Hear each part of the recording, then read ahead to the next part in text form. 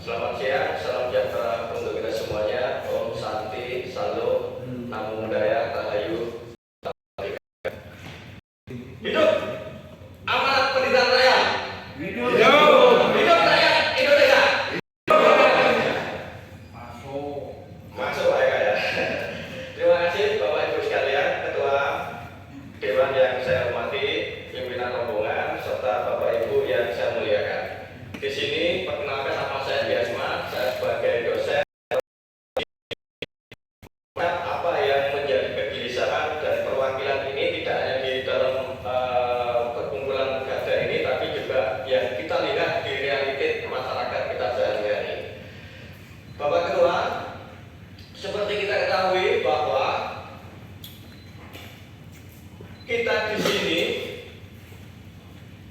Ibu, Bapak, saya dan Bapak sendiri itu memiliki anak, ya, memiliki anak. Anak dan murid-murid kita hari ini mereka dihantui bayangan karena bapaknya tidak bisa memberikan spek tertinggi dalam mencari pekerjaan. Karena Presiden Joko Widodo telah memberikan spek yang sangat tinggi untuk anak-anak. Apa? Mulai dari anak sampai menantunya. Ini spek tertinggi. Bayangkan Ibu, Bapak, dan sekalian yang ada di sini, bisa nggak menuruti itu? Bisa nggak? Tidak bisa, Bapak. Ya, spek yang sangat tinggi ini akhirnya melahirkan sebuah imajinasi anak-anak kita, murid-murid kita, bahwa kenapa saya tidak dilahirkan sebagai anaknya para petinggi ataupun elit? Karena itu Pak Tua, ya, Bapak wakil rakyat ini adalah mewakili aspirasi kita, mewakili rakyat. Diksinya adalah rakyat. Jadi penguasa itu mendapat kedudukan yang sangat terhormat karena ada kedaulatan rakyat yang menjadi pencerminan dari sila keempat Pancasila, demokrasi ataupun kerakyatan. Mandat itulah yang diberikan kepada rakyat, kepada pemimpin untuk mengelola dengan prinsip demokrasi. Negara yang dipilih oleh para pendiri bangsa kita adalah republik. Republik berarti apa? Dari, untuk, dan pada rakyat. Artinya apa? Rakyat di sini adalah rakyat yang banyak. Rakyat yang banyak. Saya kutipkan saat para pendiri bangsa kita berpidato pada waktu sidang BPUPK tanggal 1 Juni. Kita mendirikan negara satu untuk semua, semua untuk semua. Kita mendirikan negara bukan untuk satu orang, bukan untuk anaknya orang kaya, bukan anaknya pejabat, bukan anaknya guru, tapi kita mendirikan negara semua untuk semua. Jikalau nanti yang jadi presiden anaknya Ki Bagus Hadikusumo, tidak otomatis anaknya Ki Bagus Hadikusumo itu menggantikan posisi bapaknya. Itu pidato 1 Juli yang disampaikan oleh Insinyur Soekarno. Jadi jelas konsep negara Republik Indonesia itu adalah yang dipilih republik. Karena apa? Untuk kemaslahatan banyak orang. Nah, pijakan kami di situ yang pertama, bahwa gagasan negara republik ini adalah untuk semua rakyat Indonesia. Yang peduli, Presiden Jokowi ini adalah orang yang terlahir di dalam rahimnya alam demokrasi. Apa?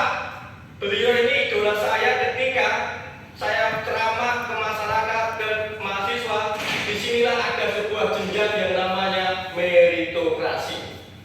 Apa? Orang itu bisa berproses dari bawah sampai ke puncak yang tertinggi. Beliau lahir ya dari seorang bapak, hidup di bantaran sungai, kemudian berkarir dari wali kota, gubernur, dan presiden. Ini bisa menimbulkan imajinasi kebaikan bagi kita rakyat-rakyat kecil. Tapi mimpi itu diburu hidup-hidup oleh presiden. Apa? Tidak mengambil contoh dirinya di dalam menjadi inspirasi bagi rakyat Indonesia. Yang kemudian kita tahu bagaimana pelanggaran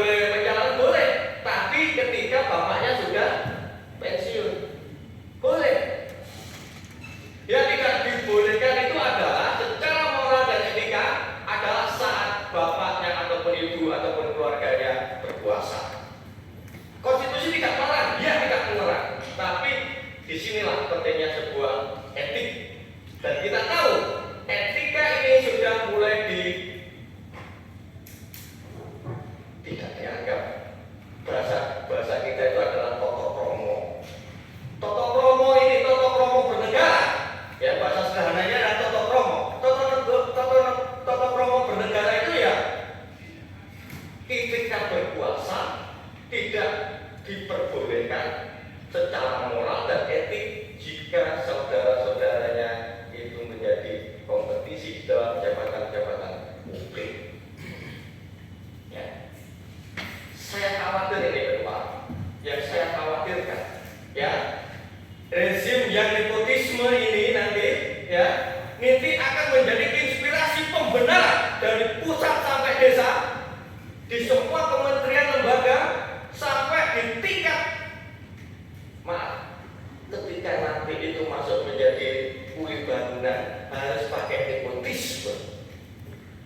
Betapa tidak beruntungnya kita ketika kita tidak punya cangkolan orang-orang tua, tapi kita kalah berkompetisi, walaupun kompetisinya itu adalah secara fair, tapi karena dia bisa bernepotisme, akhirnya apa? Tidak membutuhkan profesionalitas.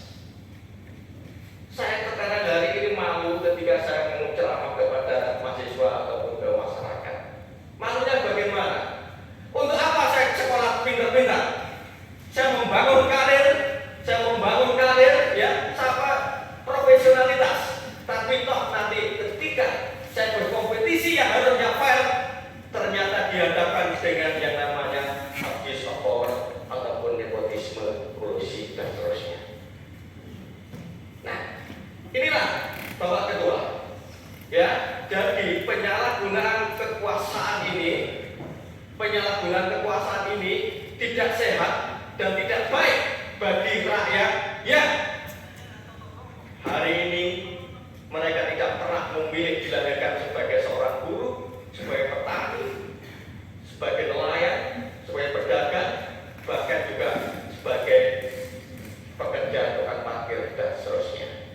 Kami mohon kepada ketua untuk menyampaikan, ya,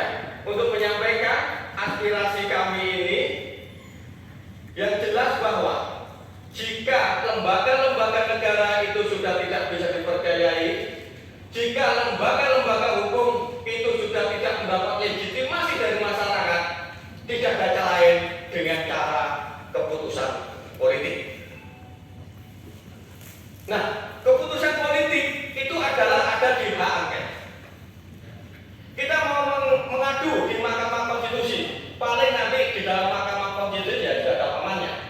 Dan pun nanti ketika Mahkamah Konstitusi memberikan pengadilan, Mahkamah Konstitusi akan berkilah. Kami hanya menyelidiki selisih suara. Soal kecurangan itu bukan tanggung jawab kami. Ya. Soal pelanggaran itu bukan ranah kami. Karena tugas Mahkamah Konstitusi adalah bahwa memutuskan ada selisih suara dan ini harus di PSU ataupun di coblos bulan pemilihan. Tapi kalau ada pelanggaran, kami tidak punya kewenangan untuk menyelidiki.